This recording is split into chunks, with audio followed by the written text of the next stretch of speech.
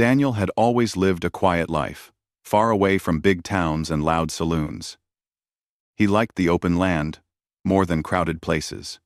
He spent most of his days riding across the wide fields, checking fences, gathering cattle, or taking supplies to nearby settlements. He was strong and calm, the kind of man who never spoke more than needed, but always helped when someone was in trouble. People in the area trusted him because they knew he was honest, respectful, and steady like a mountain. On one warm evening, Daniel was riding back from a small trading post. The sky was turning gold as the sun slowly moved down toward the horizon. His horse walked peacefully, and Daniel enjoyed the quiet wind touching his face. He had traveled this path hundreds of times, and nothing unusual ever happened here. But that evening felt different. There was something heavy in the air, something he couldn't explain. As he entered a narrow canyon, he heard a strange sound, something like a muffled cry. At first, he thought it might be the wind hitting the canyon walls. But then he heard it again, clearer this time. It was a voice, weak and frightened. Daniel pulled the reins and made his horse stop. He listened carefully. The sound came from the deeper part of the canyon. He told himself to stay cautious. This land had its dangers, but he could not ride away if someone needed help. So he guided his horse forward, slowly and quietly. Soon he reached a bend in the canyon and saw something that made his heart tighten. A small gang of rough-looking men were standing around someone who had fallen on the ground. The person was wrapped in torn cloth and looked too weak to fight back. When Daniel squinted, he saw small beads and traditional patterns on the cloth and realized it was an Apache woman. Her hair was long and messy, her face pale with exhaustion, and her legs shaking as she tried to hold herself upright. The gang did not notice Daniel yet. They were too busy shouting at her, trying to drag her forward. Daniel could not hear everything they said, but he understood enough to know she was in danger. He didn't know why they were after her, but he knew she needed help. Daniel slowly lifted his rifle. He was not a man who liked violence, but he would never stand silent while someone suffered. He took a deep breath, aimed carefully, and fired a warning shot into the air. The sound echoed through the canyon like thunder. The gang froze. They turned around and saw Daniel on his horse, his rifle steady in his hands. He didn't shout or threaten. He simply looked at them with calm but firm eyes. His silence was more powerful than words. The gang members knew him by reputation. Daniel was not someone to provoke. He had no fear, and he could shoot straight if he needed to. One of the gang men shouted that it was not Daniel's business, but Daniel didn't move. He gave them one last look that clearly said, "Walk away." After a long moment, the men backed off. They didn't want trouble with a cowboy known for protecting the weak. One by one, they climbed onto their horses and rode away, shouting insults behind them, but not daring to stay. When the sound of their horses faded, Daniel lowered his rifle and rode forward. The Apache woman looked at him with wide, tired eyes. She tried to stand on her own, but her legs collapsed under her. Daniel quickly dismounted and reached her before she fell. He spoke gently, telling her she was safe now. She probably understood only half of his words, but his tone was warm and respectful. He helped her sit in the shade of a large rock. Her arm was cut, her ankle swollen, and her face bruised. She looked like she had been running for many days without rest. Daniel poured water from his canteen and offered it to her. She held it with shaking hands and drank slowly. After a few minutes, she managed to say her name softly, as if gathering courage to speak. "Nayeli," she whispered. Daniel nodded and introduced himself. "I'm Daniel," he said slowly, so she could understand. She nodded as well, her eyes studying his face, as if trying to judge whether he was truly trustworthy. He asked if she could walk. She tried to stand but winced in pain. It was clear she was too weak to travel alone. Daniel knew what taking her along might mean. Some settlers didn't trust the Apache, And some Apache didn't trust cowboys. The gang might return. Trouble could follow him. But leaving her alone was something he could never do. With gentle hands, he helped her onto his horse. She leaned against him, exhausted and trembling. He held her steady and started the slow ride back to his ranch. Her breathing was uneven, and at times, Daniel felt her falling asleep against his chest. They reached his cabin late that night. It was a simple place, wooden walls, a small porch, a single room with a bed in one corner and a table in another. Daniel carried Nayeli inside carefully, placing her on the bed. He made sure she was comfortable before lighting a lantern. Nayeli looked around the cabin with tired eyes. Even in her weak state, she seemed alert, as if she was prepared to defend herself if needed. Daniel understood she had been through something terrible. He moved slowly, showing respect with every motion. He brought warm water, cleaned the wounds on her arm and ankle, and wrapped them with clean cloth. He spoke softly the whole time, telling her she was safe now. She watched him work with a mix of curiosity and relief. It had been a long time since anyone had treated her with kindness. When he finished, she whispered something in Apache that he couldn't understand, but her tone was grateful. He gave her some soup he had warmed over the fire. She ate a little before her eyes grew heavy. Daniel told her to rest, and she closed her eyes, drifting into sleep. As she slept, he sat beside the fire, thinking about what had happened. He knew the gang might return. He knew taking her in could bring conflict. But he also knew he had done the right thing. When the first light of dawn came through the cabin window, Daniel checked on Nayeli again. She was sleeping peacefully. Her face finally relaxed. He stepped outside to feed the horse and prepare breakfast. He looked at the mountains in the distance, wondering what new challenges would come next. But he felt no regrets. He had protected her once, and if needed, he would protect her again.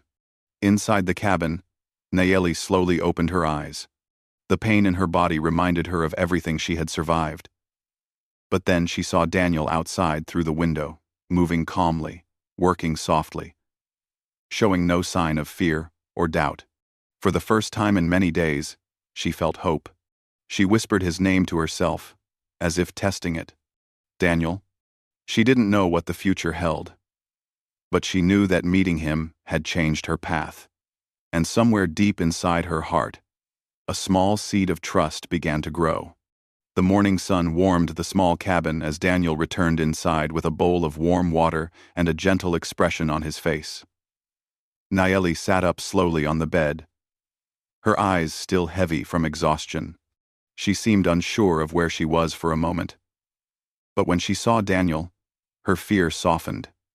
He moved quietly, as if refusing to disturb the fragile calm she had finally found. He told her softly that he wanted to clean her wounds again. She nodded. She didn't understand every word, but he spoke with patience, choosing simple sentences and calm gestures. He dipped a cloth into the warm water and carefully wiped the dust from her arm. She watched him closely, trying to read his intentions through his eyes. His hands were steady. His touch was careful, almost protective. She felt no danger near him, and that made her breathe a little easier. After tending to her arm, he checked her ankle. It was swollen, and she winced when he touched it, but she did not pull away. Daniel apologized in a gentle voice. She didn't understand the exact word, but she knew he meant no harm. When he wrapped her ankle again, she whispered a small word in Apache. It sounded like gratitude. When Daniel stepped into the kitchen area, she tried to stand up. She wanted to help somehow, or at least show she was not helpless. But her ankle wouldn't let her. Daniel noticed her struggling and came back to guide her gently back to the bed. He told her she needed rest. She hesitated, wanting to argue. But when she looked at his calm face, she gave up and sat again. He prepared breakfast, simple eggs, a piece of bread, and warm tea. When he brought the tray to her, she looked unsure. In her culture, sharing food had meaning. Daniel didn't know that, but his respectful offering touched her deeply. She took the plate carefully and ate slowly. She watched him as she ate, observing the way he moved, the way he spoke, and the way he always kept a respectful distance. After breakfast, Daniel stepped outside to chop wood. Nayeli looked around the cabin. There were tools on the shelves, a rope coiled neatly near the door, and a warm fire burning softly. Everything was clean and organized. This man lived alone, but he lived with discipline and kindness in every small detail. As Daniel worked outside, Nayeli slowly stood again, holding onto the wall for balance. She wanted to move around a little. She reached the window and watched Daniel swing the axe with smooth, powerful motions. He didn't look like the men who had chased her.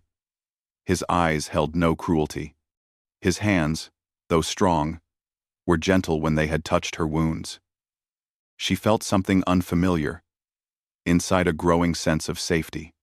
When Daniel came inside again, she was trying to take a step without leaning on the wall. He moved quickly, worried she might fall. She waved her hand, telling him she wanted to walk. He smiled slightly and placed his hand near her arm, not touching, just ready to help if she needed it. She managed 2 slow steps before the pain made her stop. Daniel helped her sit again. He brought out a small notebook and a pencil. He drew simple pictures to help them communicate. A picture of her, a picture of the canyon, a picture of the gang. She pointed to the drawing of the men and made a shaking motion with her hand, showing fear. Daniel nodded and drew a line across the picture, showing they were gone. She stared at the drawing for a long moment, then her eyes softened again. Later that afternoon, she sat outside on a chair Daniel had brought to the porch. The sun warmed her face. Daniel fed his horse, brushed its coat, and checked the saddles. Nayeli watched everything with curiosity. She had grown up around people who knew how to survive the land, but Daniel had a different way of doing things. Quiet, patient, almost gentle even when working hard tasks. As the day passed, Nayeli began speaking more. Her English was broken, but she managed to tell Daniel pieces of her story. She had been with her people when the gang attacked. She explained through gestures and simple words that they had taken her away in the chaos.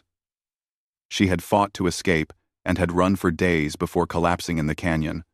Daniel listened carefully, trying to understand every word, and every time she struggled, he waited without rushing her.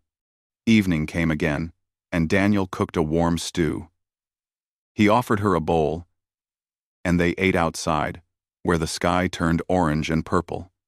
She pointed at the sunset and said a word in Apache that sounded beautiful. Daniel repeated it, trying to match her tone. She laughed softly for the first time since she arrived. It was a small laugh, but it made his heart warm. They sat in silence for a while, but it was a peaceful silence. Daniel didn't force conversation. Nayeli didn't feel pressured to speak. They simply shared the quiet moment, each finding comfort in the other's presence. But when darkness fell, trouble returned. Daniel heard horses in the distance. He froze for a moment, listening. Nayeli felt his change in posture and turned her head sharply. She knew danger better than anyone. The sound grew louder. Daniel stood, reaching for his rifle. He told Nayeli to stay inside. She wanted to argue, but he gave her a firm look, still gentle, but protective. When he stepped outside, he saw shadows approaching. The gang had returned, less afraid now that it was night. They shouted that they wanted the woman back. Daniel didn't answer. He stood still, the lantern light shining behind him, making his silhouette broad and steady. One of the men raised his weapon slightly. Daniel moved the rifle into view. His voice was calm as he said they would not take her. There was no anger in his tone, only certainty. The men argued, but Daniel did not step back. His courage was not loud. It was quiet, strong, and impossible to shake.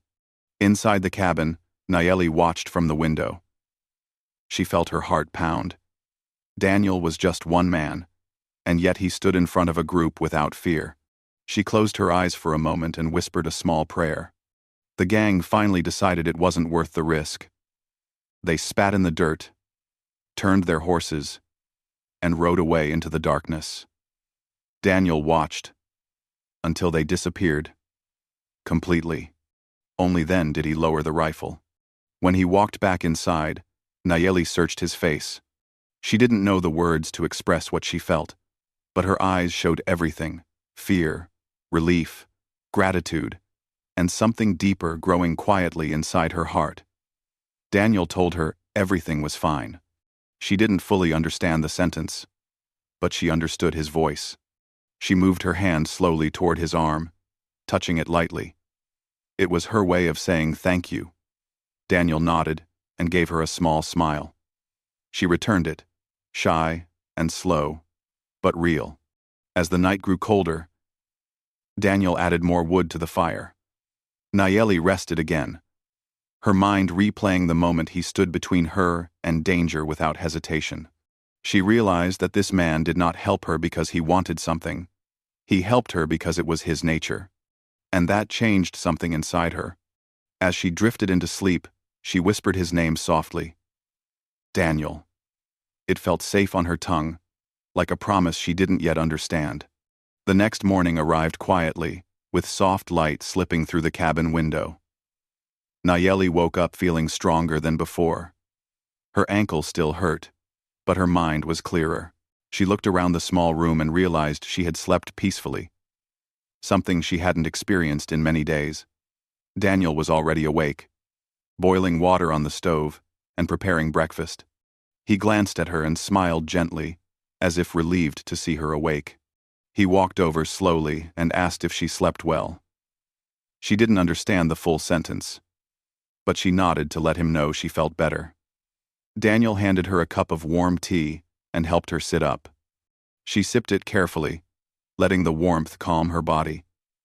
The way he took care of her was unlike anything she expected. He was not loud, not proud, not demanding. He simply helped because it was the right thing. After breakfast, Daniel helped her step outside for fresh air. She wrapped a blanket around her shoulders and stood by the porch, leaning on the railing for balance. The sun rose above the hills, filling the sky with soft colors. Nayeli closed her eyes and breathed deeply. For a moment, she forgot her fears. Daniel watched her quietly. He knew she would need to return to her people eventually. She didn't belong in a cabin with a cowboy.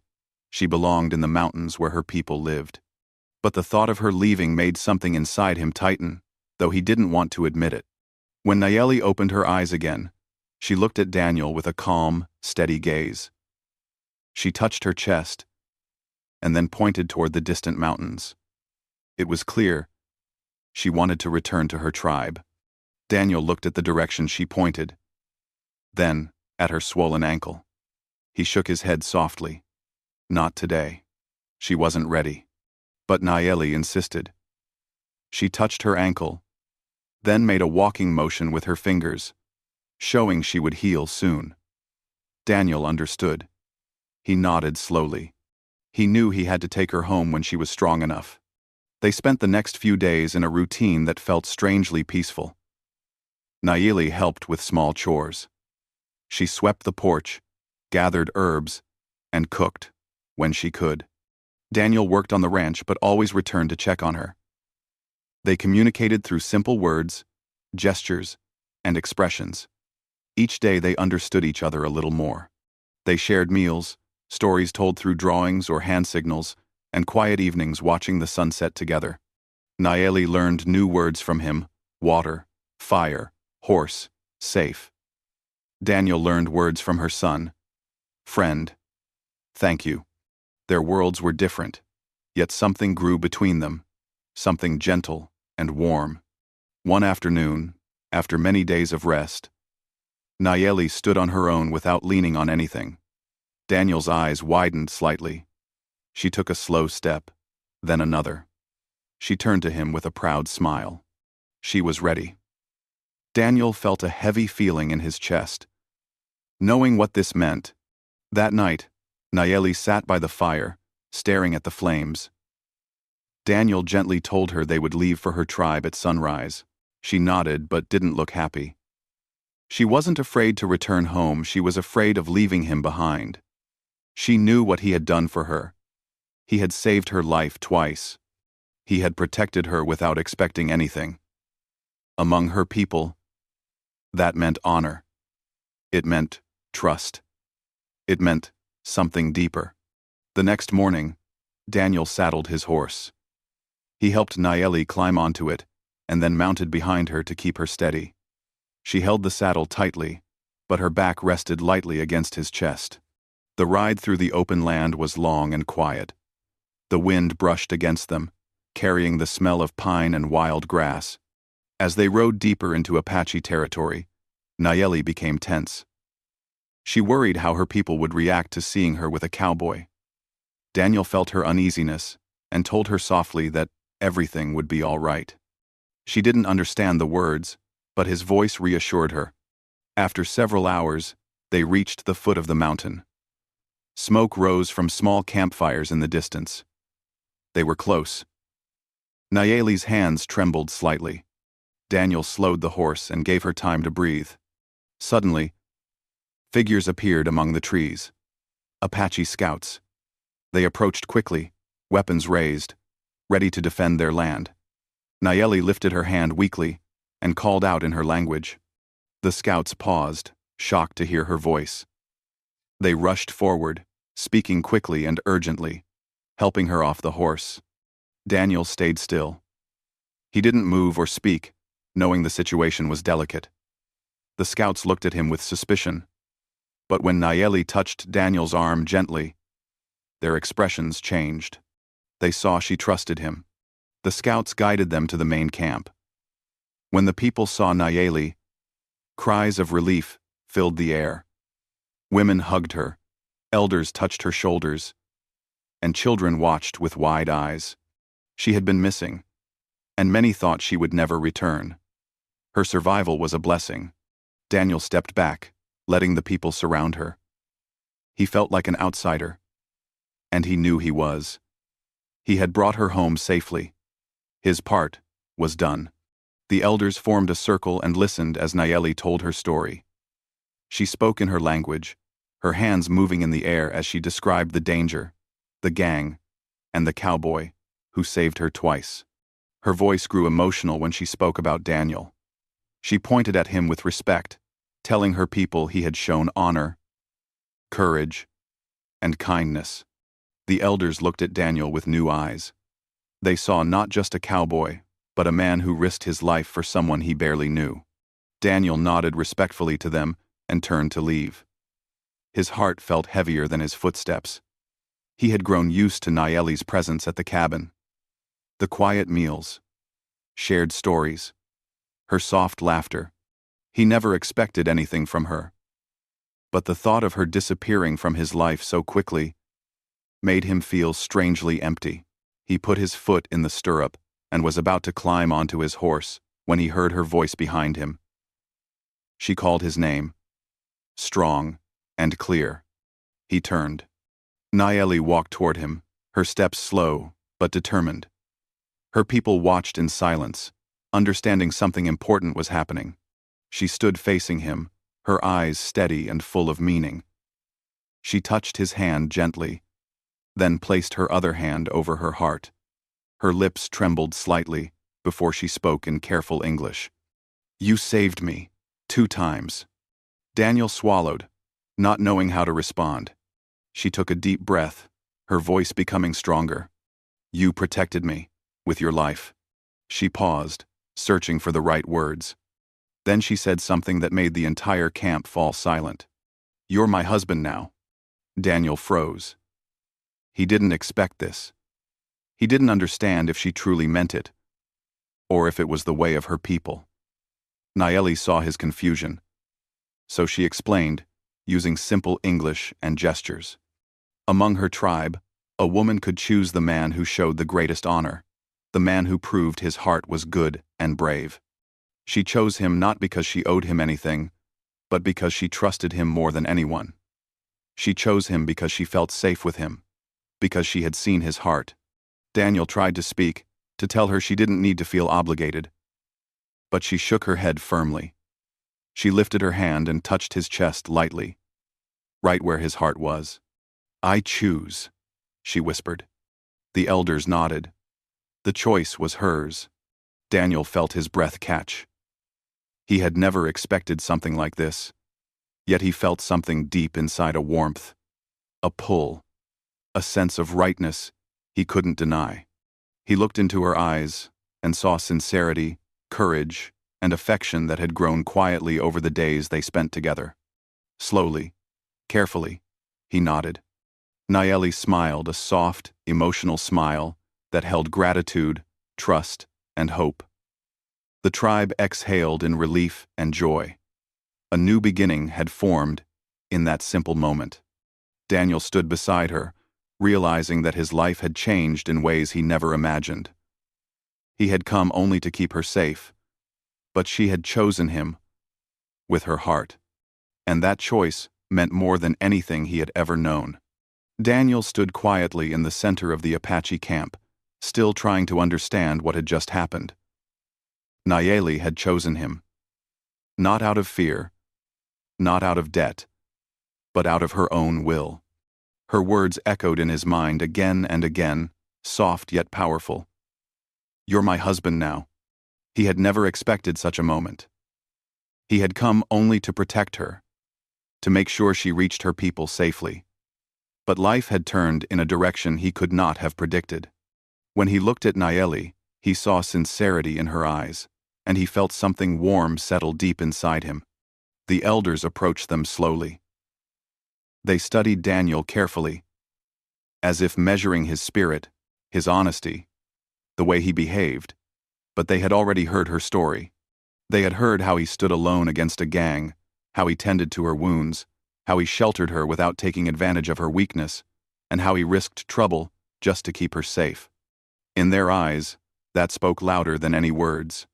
One of the elders, an older man with wise eyes, stepped forward and spoke to Daniel in broken English. He told him that if Nayeli chose him, then he must honor her, protect her, and walk beside her with respect for both her people and his. Daniel nodded immediately, without hesitation. He already knew he would do that. He had done it before knowing anything about her. Now he would do it with even more purpose. A small ceremony took place under the open sky. It wasn't loud or grand. It was calm, sacred, and beautiful. The tribe gathered around while the elders blessed their union with simple words, asking the land, the wind, and the sun to protect them. Nayeli stood beside Daniel, her hand slipping into his gently. Her touch was warm and sure. When the ceremony ended, the tribe cheered softly with smiles and nods. Women brought gifts, woven blankets, handcrafted bracelets, and small wooden carvings. Children peeked from behind their mothers, whispering and giggling. Older men shook Daniel's hand firmly, respecting him for his bravery. Nayeli stayed close to Daniel's side the whole time. She wasn't shy, but she was calm and serious, proud of her choice. Whenever someone approached Daniel to welcome him, she stood beside him with a soft smile, as if she wanted her people to know that she trusted him completely. They stayed in the camp for a few days so Nayeli could rest properly and so Daniel could understand some of the tribe's customs. Nayeli taught him simple words in her language. She showed him how her people made fire from flint, how they prepared certain herbs for healing, and how they used the stars to guide them at night. Daniel learned quickly, listening carefully, respecting every lesson she offered. At the same time, Daniel taught her small things too, how to tie knots he used on the ranch, how to recognize signs of weather change, and even how to say more words in English. She repeated each word slowly, making him laugh softly with her careful pronunciation. He corrected her gently, and she enjoyed each moment, watching him with warm eyes. During their last night in the camp, the tribe held a small gathering. People told stories, shared food, and sang old songs. The fire crackled in the center, sending sparks into the night sky. Nayeli sat beside Daniel, leaning slightly against him, her head resting on his shoulder. For the first time since the day he found her, her spirit felt completely at peace. She whispered something to him in Apache. He didn't understand the words, but he understood the meaning through her tone. She was grateful. She was hopeful. She was ready for their new life together. The next morning, Daniel prepared to take Nayeli back to the ranch. Some of her family walked with them part of the way, carrying small bundles of things she would need. The elders blessed their journey. Nayeli hugged her family, promising to visit again soon. When she turned to Daniel, he saw a mixture of sadness and trust in her eyes. Leaving her people wasn't easy, but she was choosing a future with him. They rode slowly down the mountain. Nayeli sat behind Daniel this time, her arms lightly wrapped around him, her cheek resting against his back. The wind was gentle, and the ride felt peaceful. Daniel felt her warmth through his shirt, and he held the reins a little tighter, realizing that he wasn't alone anymore. Life had given him something he never knew he needed. When they reached the ranch, Nayeli's eyes widened with curiosity. She looked at the cabin, the fields, the corral, and the wide open land stretching in every direction.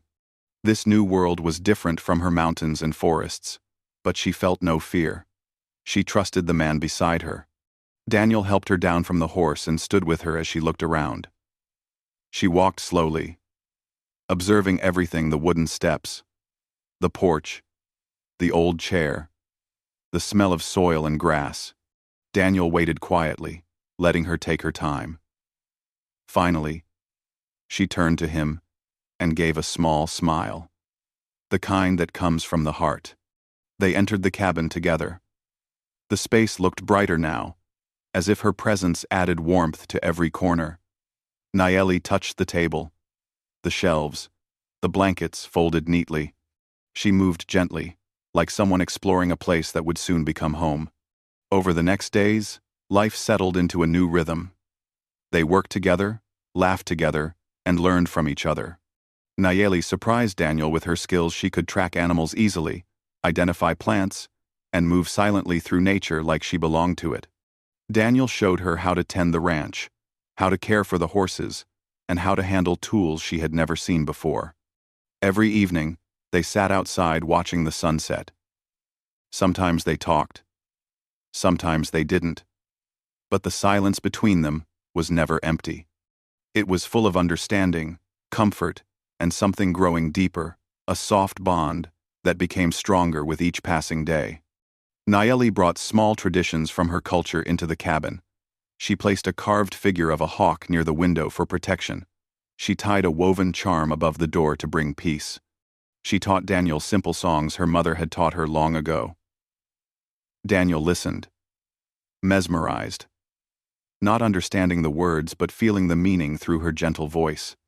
Daniel, in return, repaired the broken fence she pointed at, built a small garden space because she liked growing herbs, and even taught her how to ride one of his calmer horses.